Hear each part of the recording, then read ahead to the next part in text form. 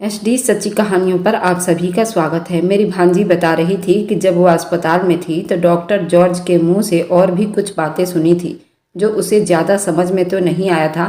वे कुछ करोड़ों रुपए की बात कर रहे थे।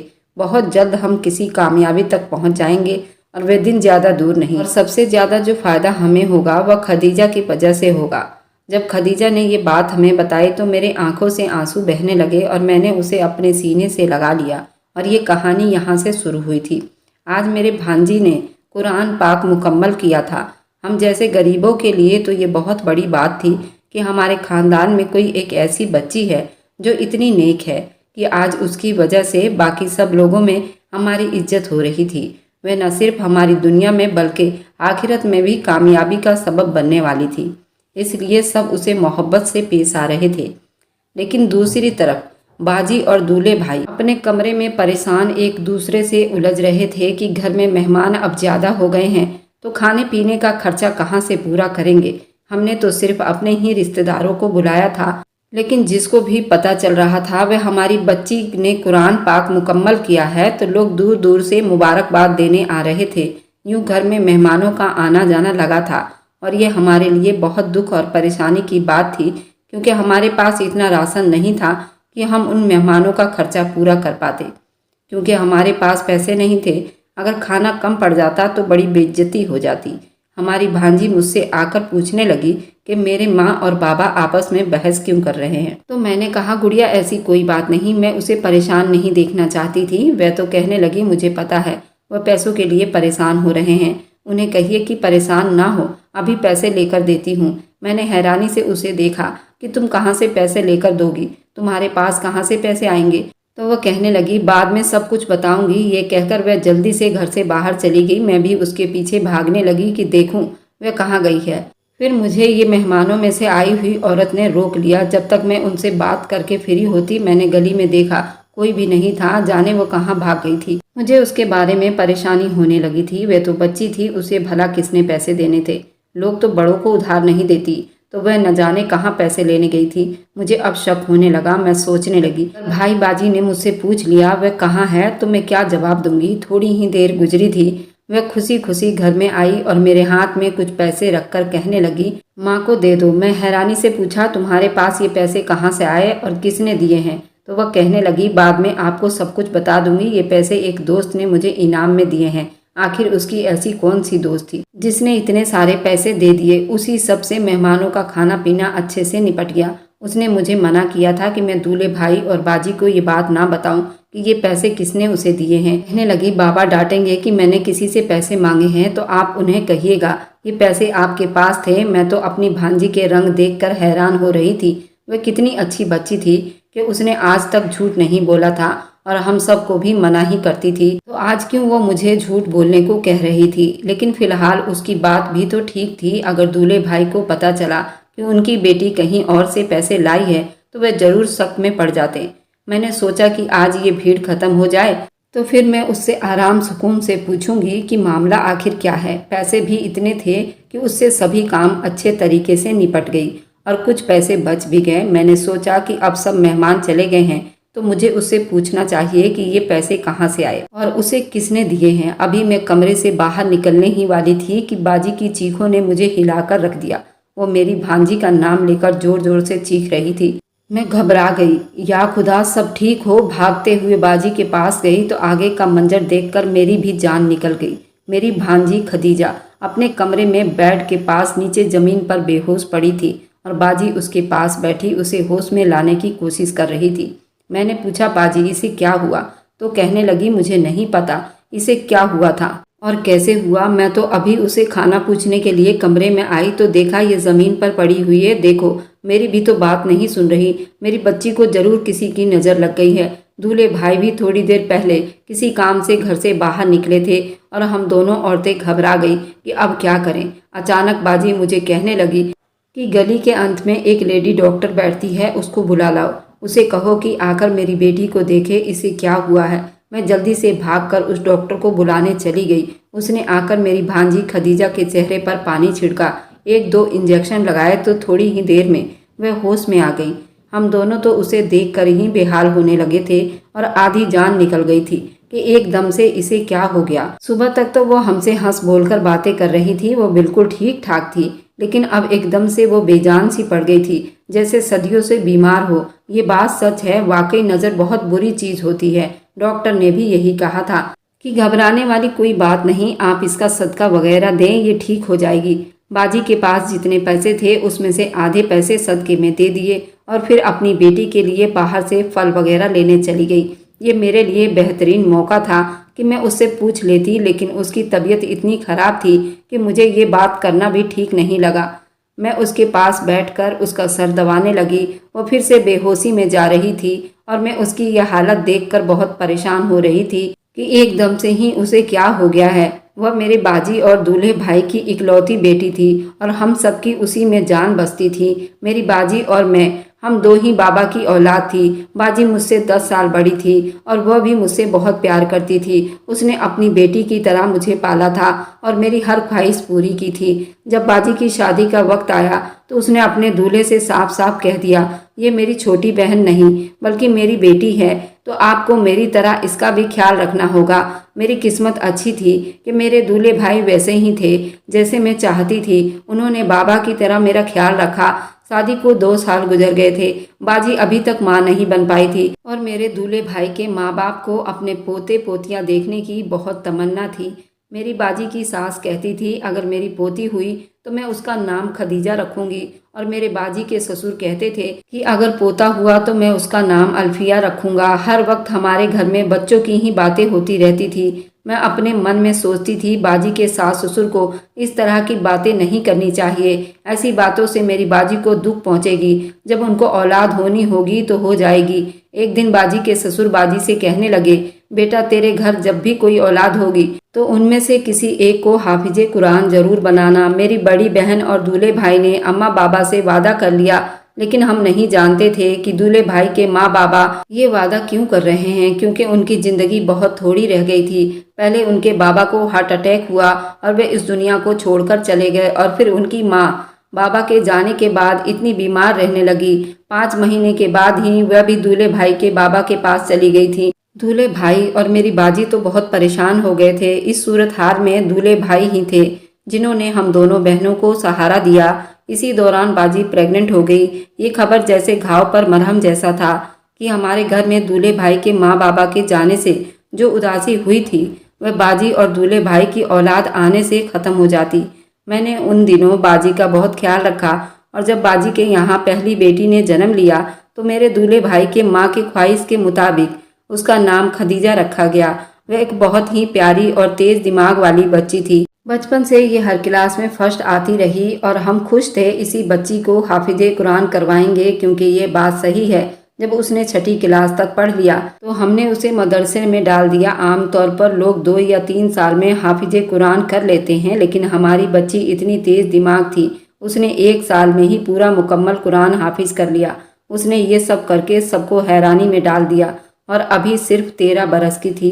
हर तरफ उसके चर्चे होने लगे और हमारे घर जो भी मेहमान आते उसके सदके जा रहे थे, उसकी बलाएं ले रहे थे और उससे सवाल किए जा रहे थे। तो मुझे ये ख्याल बार बार आ रहा था कि ज़रूर किसी की नज़र ही लग गई है।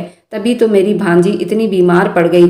थोड़ी देर में बाजी आ गई और उसके लिए फल वगैरह लेकर आई, लेकिन उससे कुछ भी खाया नहीं जा रहा था। रात तक उसकी हालत और बिगड़ गई और हम उसे इमरजेंसी अस्पताल ले गए। उसकी बीमारी की डॉक्टर को भी समझ नहीं आ रही थी। डॉक्टर भी कहने लगे उसके अंदर ऐसी कोई बीमारी नज़र नहीं आ रही जिसके इलाज हो सके। ये बिल्कुल ठीक है, लेकिन हम खुद हैरान हैं कि उसकी ऐसी हालत क्यों हो रही है। उसके बेशुमार टेस्ट किए गए, लेकिन टेस्टों में कुछ भी बीमारी पकड़ नहीं आ रही थी। हम तीनों खदीजा को लेकर बहुत परेशान थे और दुआएं मांग रहे थे कि वह ठीक हो जाए। 1-2 बार जब उसे थोड़ा सा होश आया तो मुझे अपने पास बुलाकर कुछ कहने लगी। मुझे उसकी बात समझ में नहीं आ रही थी और मैंने उसे ज़्यादा बोलने से मना कर दिया कि तुम कुछ भी मत बोलो, बस आराम करो। लेकिन वह बहुत बेचैन थी, ऐसे जैसे मुझसे कुछ बताना चाह रही हो, लेकिन उसको इतनी हिम्मत नहीं हो पा रही थी। उसकी बीमारी पर जितने भी पैसे हमारे पास थे सब खर्च हो रहे थे। दूल्हे भाई एक फैक्ट्री में छोटी सी नौकरी करते थे और वहाँ से भी वो जितना एडवांस ले सकते थे उन्होंने ले लिया और अपने बच्ची की बीमारी पर लगा दिया। लेकिन हम सब की कोशिश बेकार चली गई। हम अपनी बच्ची को बचा नहीं पाए। थोड़े ही दिनों के बाद उसका इंतकाल हो गया। हम उसे अस्पताल से घर लेकर आ गए। वह दिन हमारे लिए क़यामत का दिन था। खुदा ऐसी आजमाइश किसी पर ना लाए। घर में मैयत पड़ी हो और कफन दफन के लिए घर वालों के पास एक भी रुपया ना हो। हमने सारे पैसे तो उसकी बीमारी पर लगा दिए थे, अस्पताल के खर्च और बाकी टेस्ट वगैरह पर। और अब ये हाल था कि हमारे पास कफन दफन के पैसे नहीं थे। इतनी हिम्मत नहीं हो रही थी कि रिश्तेदारों को फ़ोन करके कह देते। अभी इसी परेशानी में थे। पड़ोस में से नर्स चली आई। परेशानी का कारण पूछा तो जब उसे पता चला तो कहने लगी, मेरे पास आप लोगों के परेशानी का एक हल है। हमने बेचैनी से पूछा क्या, तो कहने लगी, अपनी बेटी की लाश को एक दिन के लिए हमारे अस्पताल में जमा करवा दो तो तुम लोगों को बेटी की कफन दफन के साथ लाखों रुपए मिलेंगे। मैंने उसे गुस्से से कहा, ये तुम कैसी बातें कर रही हो कि हम अपनी बेटी को तुम्हारे अस्पताल वालों के हाथों बेच दें? तो कहने लगी, नहीं ऐसा कुछ नहीं है, सिर्फ एक रात के लिए, वह भी सिर्फ इसलिए कि हमारे अस्पताल के ईसाई डॉक्टर तुम्हारे हाफिजे कुरान बेटी पर एक्सपेरिमेंट करना चाहते हैं। मुझे ये सब ठीक नहीं लग रहा था। मैंने पूछा किस तरह का एक्सपेरिमेंट करने वाले हैं? कहने लगी, वह सिर्फ देखना चाहते हैं कि इसका दिमाग कितना तेज था। इसके लिए वे बस एक टेस्ट करेंगे। उसके बाद तुम लोग अपनी बेटी को सुबह वापस ले आना और कफन दफन कर देना। मैंने उसे साफ साफ मना कर दिया, मैं ऐसा कुछ भी नहीं करूंगी।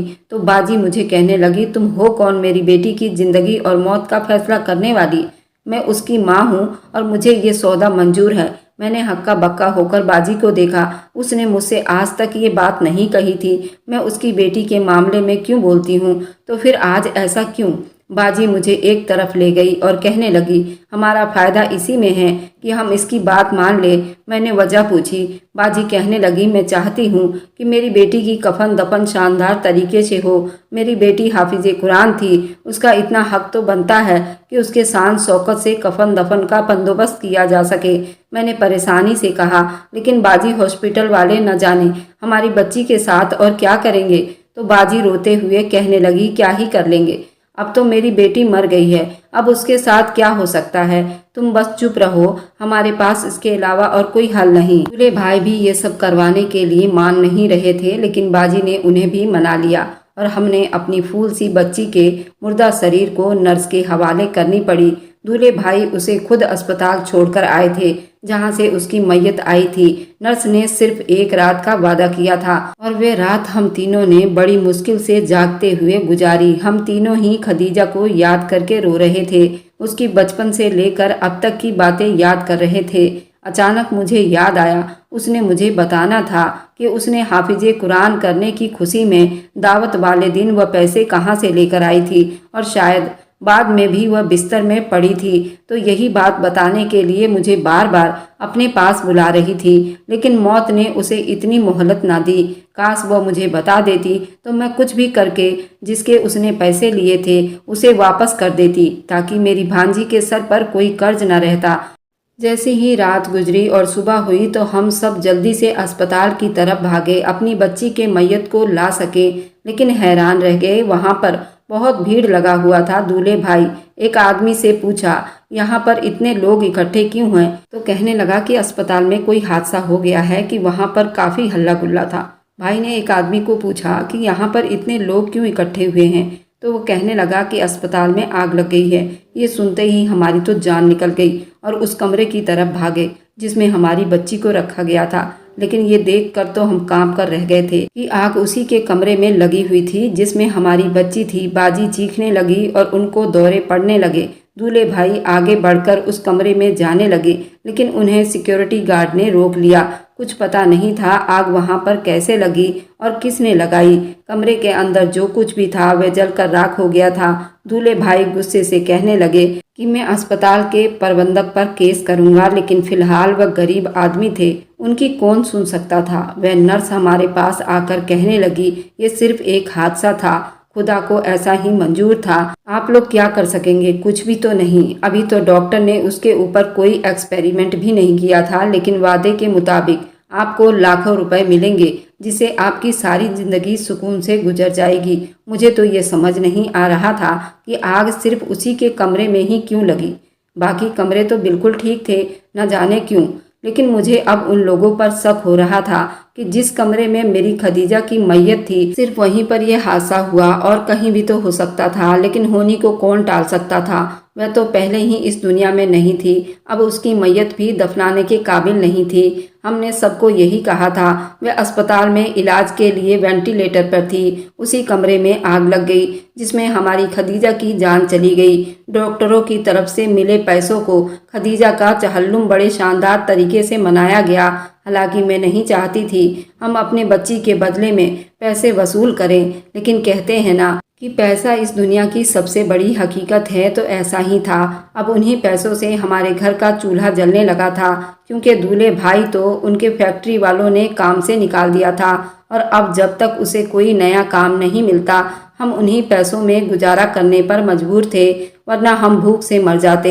मैं भी घर के हालत को देख रही थी और सोच रही थी मुझे भी कोई नौकरी कर लेनी चाहिए, मगर मुझे पढ़ाई का बिल्कुल भी शौक नहीं था और मैंने 8वीं के बाद पढ़ाई छोड़ दी थी। लेकिन अब मुझे एहसास हो रहा था कि काश मैं थोड़ा और पढ़ लेती, तो आज इस मुसीबत और मुश्किल वक्त में अपने बाजी का सहारा तो बन जाती। मेरी शुरू से ही पढ़ाई करने का मन नहीं करता था और मेरी बाजी मुझसे कहती थी कि मैं तो पढ़ नहीं सकी, लेकिन तुम तो पढ़ लो, मगर वह भी मुझे और ज़्यादा पढ़ाने के लिए फोर्स ना कर सकी। 8वीं करने के बाद मैं घर बैठ गई, ना तो कोई हुनर सीखा और ना ही मेरे पास कोई डिग्री थी, और आज मुझे बहुत अफसोस हो रहा था कि मैं अपनी ज़िंदगी की इतनी कीमती साल बर्बाद कर दिए। आज अपने घर के हालत बदलने में अपना कुछ किरदार ही अदा कर पाती। अब मुझे कोई अच्छी नौकरी तो नहीं मिल सकती थी, तो मैंने सोचा ये सफाई सुथरा का काम ही कहीं मिल जाए तो वह भी कर लूँगी। एक दिन उस अस्पताल के बाहर बोर्ड पर लिखा देखा, सफाई के लिए वर्कर की ज़रूरत है, तो मैं वहाँ चली गई। अस्पताल के स्टाफ ने मुझसे बातचीत की और कहने लगी, ठीक है, तुम्हें ये नौकरी मिल जाएगी, तुम कल से आ जाना। मगर उस वक्त मैंने देखा कि हमारी पड़ोसन मुझे देखकर वहीं पर आ गई और हैरानी से पूछने लगी, तुम यहाँ क्या कर रही हो? तो मैंने उससे कहा कि यहाँ पर सफाई के लिए आया की ज़रूरत थी, तो मैं इंटरव्यू देने आई थी और उन लोगों ने मुझे रख लिया है। तो मेरी बात सुनकर उसके चेहरे के रंग बदल गए। मुझसे कहने लगी, नहीं, तुम यहाँ पर नौकरी नहीं कर सकती। मैंने बड़ी हैरान होकर पूछा, क्यों नहीं कर सकती? और उन लोगों ने तो मुझे खुद रख लिया है, मैं कल से नौकरी शुरू कर दूंगी। तो वह मुझे देखकर बड़ी जल्दी से उस कमरे में भागी जहां पर अस्पताल के प्रबंधक के कुछ लोग बैठे हुए थे। मैं उसके रवैया को लेकर सोचने लगी कि उसे क्या हो गया है, भला इसे मेरी नौकरी से क्या समस्या पैदा हो सकता था। मैंने पीछे मुड़कर देखा तो मुझे वह औरत उन लोगों से कुछ बातचीत करती हुई नजर आई। उसके बात करने के अंदाज में ऐसी सनसनी थी कि लग रहा था जैसे बहुत ही कोई खुफिया बात कर रही हो। उन लोगों ने भी मुझे शीशे से बाहर से देखा तो मुझे न जाने क्यों ऐसा लगा कि अंदर मेरी ही बारे में बात हो रही है। कुछ मिनट के बाद नर्स मेरे पास आकर कहने लगी, तुम अंदर चलो, तुम्हें अंदर बुलाया जा रहा है। जब मैं उसके साथ कमरे में गई तो मुझसे कहने लगी, हम माफ़ी चाहते हैं, हम आपको ये नौकरी नहीं दे सकते। असल में ये नर्स पहले से ही किसी और से वादा कर चुकी थी, नौकरी उन्हें मिलेगी, और हमें याद नहीं था, हमने आपको रख लिया। लेकिन हमारी बहुत पुरानी स्टाफ है तो हमें उनकी बात की लाज रखनी होगी, इसलिए आप जा सकती हैं। मैं बहुत दुखी होकर वहाँ से निकल आई, लेकिन मैं उलझ भी गई थी। उन्होंने तो पहले हाँ कर दी थी, फिर उस नर्स के कहने पर उन्होंने मुझे वहाँ से क्यों निकाल दिया? उसको मुझसे क्या दुश्मनी थी? उसने मेरी नौकरी नहीं होने दी। मुझे कहने लगी, असल में मेरी कामवाली ने मुझे कई दिनों से कह रखा था कि अगर अस्पताल में आया की ज़रूरत हो तो मैं उसे ज़रूर बताऊं, तो मैंने उसे वादा किया था। अब मैं अपने वादे के खिलाफ नहीं जा सकती थी, इसलिए मुझे मजबूरन ये कदम उठाना पड़ा। मुझे माफ़ कर दो, लेकिन मैं कोशिश करूंगी तुम्हें किसी और अच्छी जगह पर नौकरी पर रखवा दूंगी। तुम्हें आया की नौकरी करने की क्या ज़रूरत है? तुम पढ़ी लिखी तो हो, मैं कोशिश करूंगी तुम्हें कोई अच्छा काम दिलवा दूंगी। मेरी बड़ी हमदर्द बन रही थी, लेकिन मुझे उसकी किसी भी बात का यकीन नहीं आया। मुझे उसकी नीयत में ही कुछ फितूर लग रहा था और मुझे उसकी ये बात भी झूठी लग रही थी कि मेरी जगह वह किसी और को नौकरी पर रखने का वादा कर चुकी थी। अगर ऐसा होता तो फिर अस्पताल वालों को बाहर पोस्टर लगाने की क्या ज़रूरत पड़ गई लगाने की। खैर, मैं उससे और ज़्यादा उलझना नहीं चाहती थी। इसलिए चुपचाप अस्पताल से बाहर निकल आई। घर आकर भी उसके रवैया पर हैरान परेशान होती रही और सोचती रही आखिर उसने मेरे साथ ऐसा क्यों किया, लेकिन मुझे कोई भी पुख्ता नतीजा समझ में नहीं आया। अगले दिन मैं फिर से नौकरी की तलाश में घर से बाहर निकली तो वापसी पर उस अस्पताल के सामने से गुजरी तो देखा वह पोस्टर अभी तक वहीं पर लगा हुआ था। वैसे उन्हें ये फैसला कर लिया था तो वह नर्स के कहने पर किसी और को रखेंगे तो फिर उन्हें ये पोस्टर उतार देना चाहिए था, जबकि ऐसा नहीं था और ये बात मुझे किसी तौर पर भी समझ नहीं आ रही थी। मैंने उनको आजमाने की खातिर एक फैसला किया और अपनी हुलिया बदलकर दोबारा से उस अस्पताल में चली गई और अपने आप को अनपढ़ और बड़ी उम्र की औरत दिखाया और नौकरी की ख्वाहिश की। तो फिर से मुझे अस्पताल के स्टाफ ने इंटरव्यू के लिए उस कमरे में बुलाकर वे लोग मुझे नहीं पहचान पाए थे। वह कुछ ज़रूरी सवाल के बाद कहने लगे, ठीक है, हमें आया की ज़रूरत है, कल से तुम काम पर आ जाना, लेकिन इस अस्पताल के कुछ रूल्स है, तुम्हें अपने काम से काम ही रखना होगा और किसी भी मामले में तुम दखल अंदाजी नहीं करोगी। अगर इस तरह का कुछ भी रिएक्ट किया तुम्हें इस नौकरी से निकाल दिया जाएगा। मैं घर वापस आ गई, नौकरी तो मुझे मिल गई थी। अब मुझे ये मालूम करना था वह नर्स ऐसा क्यों नहीं चाहती थी कि मैं वहाँ पर ना जाऊँ। शायद वह पड़ोसी थी इसलिए वह नहीं चाहती होगी मैं उसके किसी खुफिया काम के बारे में जान लूं, या उसे ये डर होगा कहीं मैं उसके आसपास ही रहूंगी तो उस पर मेरी नज़र पड़ती रहेगी। यही वजह थी जिसकी वजह से वह घबरा गई थी और उसने मुझे वहां से निकलवाने की प्लानिंग की थी। अब मैं अपना हुलिया रोज बदलकर वहां पर जाती थी। एक दो बार वह भी मेरे सामने से गुजरी लेकिन उसने मुझे नहीं पहचाना। मैं उस पर नज़र रखने लगी तो ये जानकर मुझे बहुत हैरानी हुई कि वह डॉक्टर के साथ एक खास कमरे में जाती थी। उस डॉक्टर के साथ ही उस नर्स के अलावा किसी नर्स को भी अंदर जाने की इजाज़त नहीं होती थी और सिर्फ कुछ ही डॉक्टर उस कमरे में जाते थे। वहाँ पर सफाई वाली भी कोई और ही थी। अस्पताल के किसी और स्टाफ को भी उस कमरे में जाने की इजाज़त नहीं थी और ना ही इस बारे में कुछ पूछने का हक था। जो औरत अंदर सफाई करने जाती थी, एक दो बार मैंने उससे पूछा आखिर उस कमरे में ऐसा भी क्या खास है, तो वो कहने लगी असल में वहाँ कुछ खास मरीज होते हैं जिन पर डॉक्टर एक्सपेरिमेंट करते हैं, इस वजह से किसी को वहाँ पर जाने की इजाज़त नहीं दी जाती। वह अस्पताल में काफ़ी सालों से काम कर रही थी तो उस पर डॉक्टरों का भरोसा था। उस कमरे की सफाई के लिए सिर्फ वही अंदर जाती थी। एक बार मैं सफाई कर रही थी तो मेरे सामने से एक स्ट्रेचर गुजरा जिस पर शायद कोई नौजवान मरीज थी जिसे एक्सपेरिमेंट के लिए उस सामने वाले कमरे में ले जाया जा रहा था, लेकिन उसका एक हाथ चादर से बाहर नीचे लटक रहा था। जब मैंने उसके हाथ को देखा एकदम से चौंक गई क्योंकि उस मरीज के हाथ में 2 अंगूठे थे। मैं ये देखकर इसलिए चौंकी क्यों थी क्योंकि मेरी मरी हुई भांजी खदीजा के हाथ में 2 अंगूठे थे। पहले मेरे दिमाग में ख्याल आया कहीं ये खदीजा तो नहीं, लेकिन फिर मैंने खुद को डांटा, वह भला यहाँ पर कैसे हो सकती है। उसको तो गए हुए 2 महीने होने वाले हैं, लेकिन न जाने क्यों मेरे अंदर से बार बार यही आवाज़ उठ रही थी कि मुझे आगे बढ़कर उसके चेहरे से चादर हटाकर देखना चाहिए कि आखिर वह है कौन, और शायद मैं ऐसा कर भी लेती। लेकिन उस वक्त डॉक्टर स्ट्रेचर को लेकर कमरे के अंदर चले गए और दरवाज़ा बंद हो गया।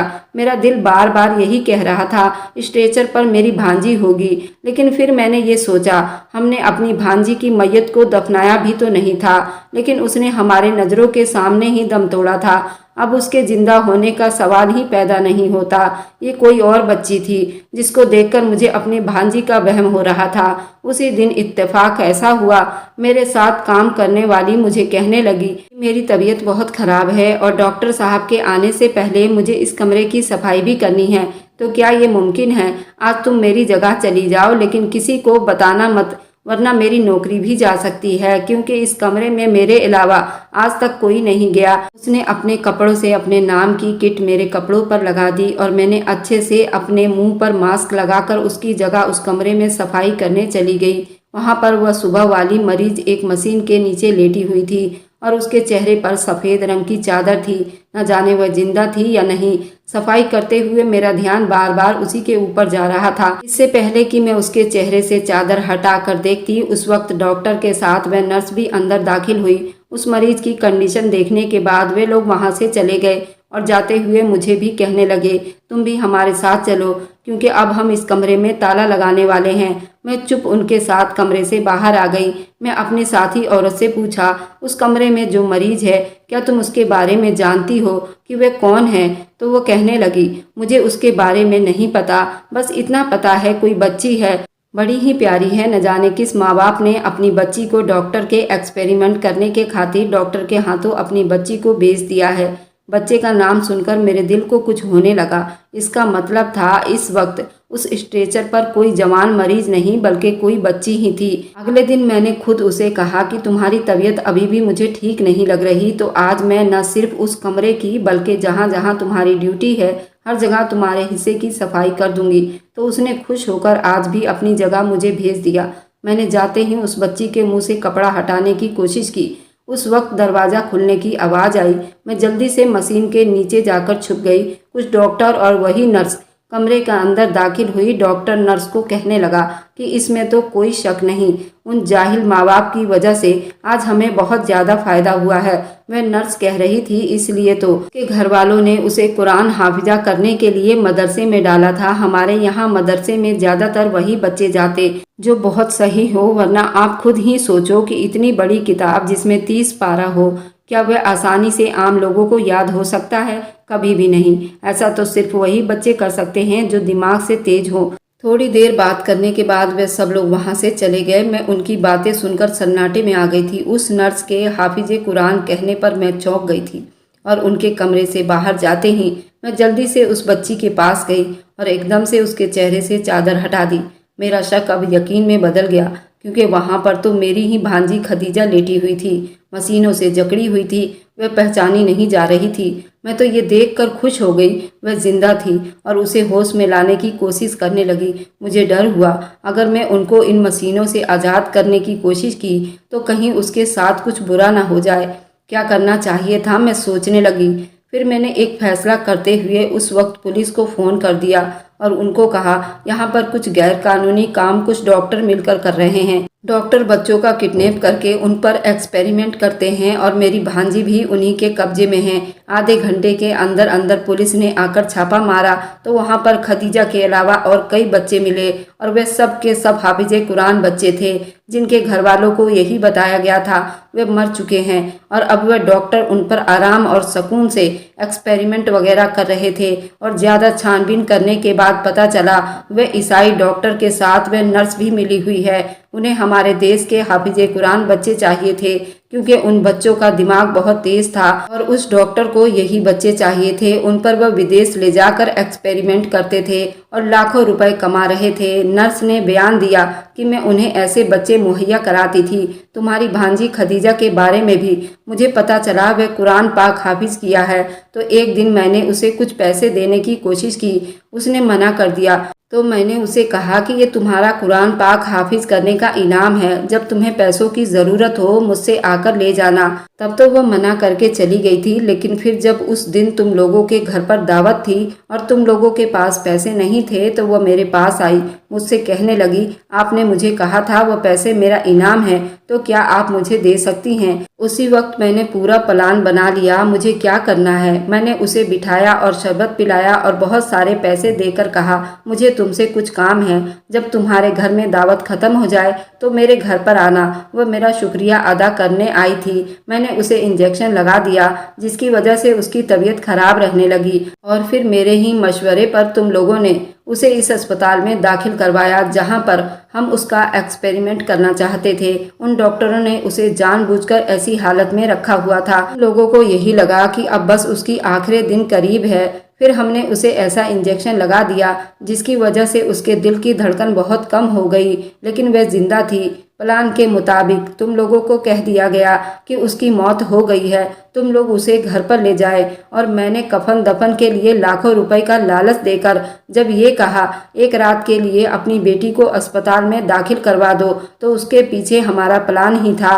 हमने उस कमरे में भी जानबूझकर आग लगाई थी। तुम्हारी भांजी को हमने पहले ही किसी और कमरे में शिफ्ट कर लिया था ताकि तुम लोग उसे भूल जाओ। डॉक्टर जॉर्ज बच्चे के तेज दिमाग की एक्सपेरिमेंट करते थे और तुम्हारी भांजी के अलावा और भी वहाँ पर कई बच्चे थे।